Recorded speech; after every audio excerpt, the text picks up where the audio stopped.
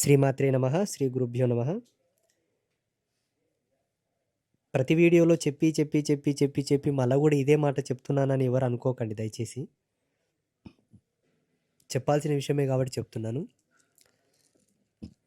మన పీఠానికి పేరు, గుర్తింపు ఎంతొచ్చిందో ఆ జగన్మాత యొక్క ఆశీర్వాదం, అనుగ్రహం అమ్మకే సొత్తు. ఆ పేరు, ఆ అవార్డులు, రివార్డులు అదంతా ముగ్గురమ్మలకే అంకితం.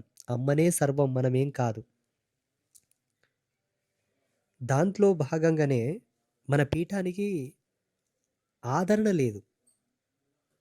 కొరత చాలా ఉన్నది. చూడండి, మొన్న మంగళవారం, శుక్రవారం బియ్యం లేవు. బియ్యం అయిపోయినాయి. నిజంగా లేవు. నిజంగా బియ్యం లేవు. అన్నం పెడదామంటే బియ్యం లేవు. ఈ కొరతతో భాగంగానే ధర్మం అనేది ఒకటి పట్టుకొని నిలబడ్డాం మనం. ధర్మం పట్టుకొని నిలబడ్డాం. ఇక ఈడికొచ్చిన వాళ్ళంతా ఏమంటున్నారు? కమర్షియల్ అయిపోయింది, కమర్షియల్ అయిపోయింది, కమర్షియల్ అయిపోయింది, కమర్షియల్ అయిపోయింది. Commercial Kingdom అంటియా. కమర్షియల్ అయిపోతే ఆ రేకుల గుడిసెలు ఎందుకు ఉంటుంది ఇంకా అమ్మవారు? ఆ ఇనుప కమ్మీల కింద ఎందుకు ఉంటుంది అమ్మవారు? కమర్షియల్ అయిపోతే బియ్యం లేకుండా మేమెందుకు ఏడుస్తాం? అందుకే ఈ శ్యామల నవరాత్రులను కూడా నిర్వహిస్తున్నాము కాబట్టి మంచి మనసుండి దానగుణము కలిగిన వాళ్ళు ఎవరైనా కూడా ఈ 9 రోజులు శ్యామల నవరాత్రులను మేము నిర్వహిస్తామని కూడా స్వీకరించి వాళ్ళే కర్తలుగా, దాతలుగా ఉండి నిర్వహించవచ్చు. ఆచార్యులకు సంభావన, అక్కడ జరిగేటటువంటి పూజలకు సంబంధించిన వస్తువులు తెచ్చి లేదా ఏదైనా చెల్లించుకోవాల్సిందున్నా చెల్లించుకొనైనా మేము ఈ 9 రోజులు శ్యామల నవరాత్రులు అంబాత్రయ క్షేత్రంలో మేము నిర్వహిస్తాము. దేవుని దయ వల్ల మాకు అంత బాగానుంది, మాకు కలిగించాడు భగవంతుడు. ఈ పుణ్యశక్తి కూడా నా వంశానికి దక్కితే మంచిదేమో, అందుకే మేము నిర్వహిస్తాము, మేము మోసుకుంటామని ఎవరైనా ముందుకు రావచ్చు. ఇది ఒక చిన్న విన్నపం, గ్రహించగలరు. శుభమస్తు. లేదా మీ వంతు మీకు తోచింది ఏదైనా కూడా సహాయం చేయొచ్చు, తప్పేం లేదు. ఎంతైనా మీకు తోచింది ఏదో ఇవ్వండి. బిచ్చగన్లా అడుక్కుంటున్నారు ఏందని ఆయన అనుకోకండి. అడగకపోతే అదొక తప్పు. ఒక స్వామీజీ, నాకు బాగా పరిచయం ఉన్న స్వామీజీ, ఏది అడగడు పాపం.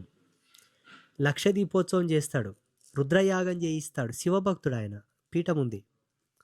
ఆయన ఏం అడగడు. నాలాగా సోషల్ మీడియాలో కూడా లేడు ఆయన. ఆయన మీద రూమర్స్ ఏమొచ్చినాయి తెలుసా? ఈయన రాజకీయ నాయకులకు, ఎమ్మెల్యేలకు, మంత్రులకు బినామీగా ఉన్నాడు, వాళ్ళ ఆస్తులను తెచ్చి ఈయనతో పెట్టారు, అందుకే ఫ్రీగా చేస్తున్నాడు అన్నీ అని.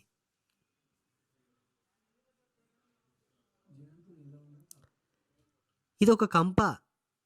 మనం ఫ్రీగా చేస్తామనుకోండి, తక్కువైందే, ఫ్రీ మనీ మస్తు వస్తూ ఉంటుంది కాబట్టి చేస్తున్నాడు అంటారు.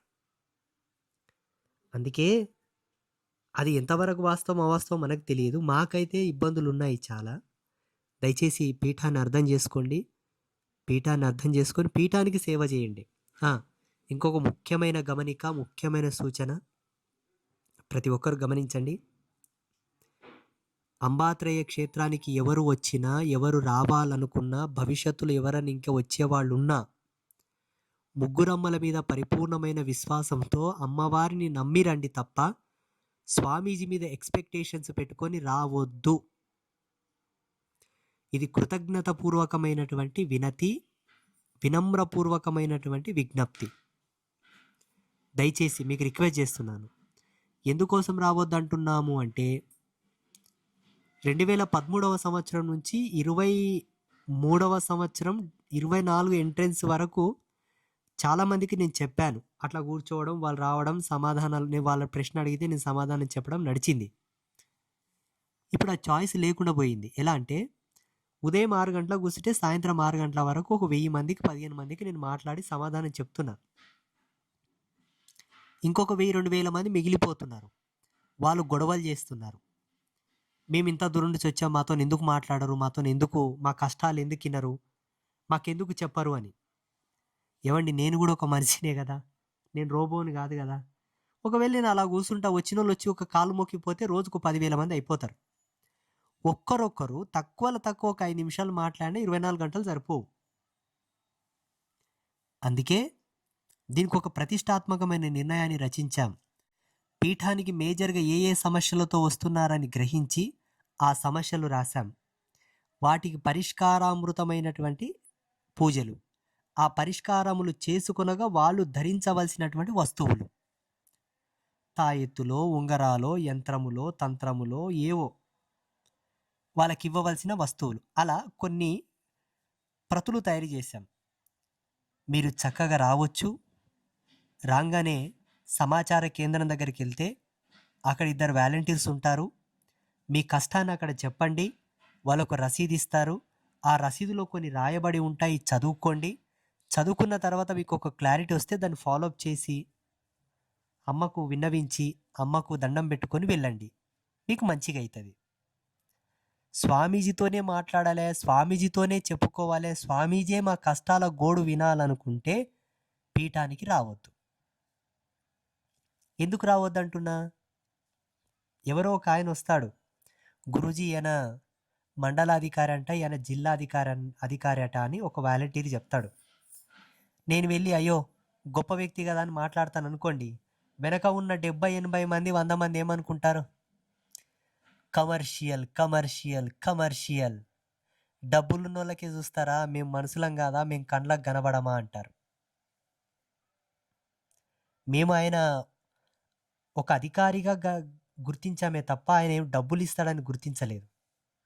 వీళ్ళేమంటారు, ఇంత పెద్ద ఆఫీసర్ వస్తే కూడా మాట్లాడతలేడా? అందుకే ఆఫీసర్లు వద్దు, ఎవరొద్దు.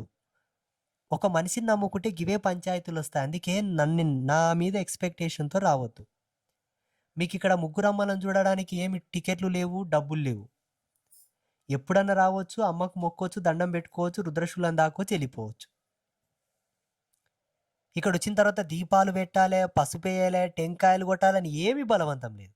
సీదా బండి దిగుర్రి, కాలు చేతులు కడుక్కొర్రి, పోర్రి, అమ్మకు మొక్కురి, రుద్రశూలం దాకురి, వెళ్ళిపోర్రి బండి వేసుకొని. లేదు, సీదా బండి దిగురు, వయ్యిన గుళ్ళె కురుకుర్రి, కాలు కూడా కడుక్కునకుర్రి. నవ్వుతావేంటి? అమ్మ మంజులమ్మ నవ్వుతుంది.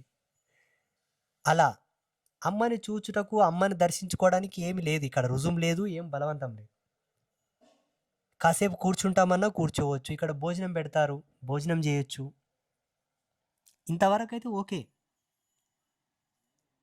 ఇక ఇక్కడ పరాశ్రీ స్వామి అని ఒక ఆయన ఉన్నాడు చూసారా, ఆయనతోనికొస్తే పంచాయతీలు మొదలైతాయి.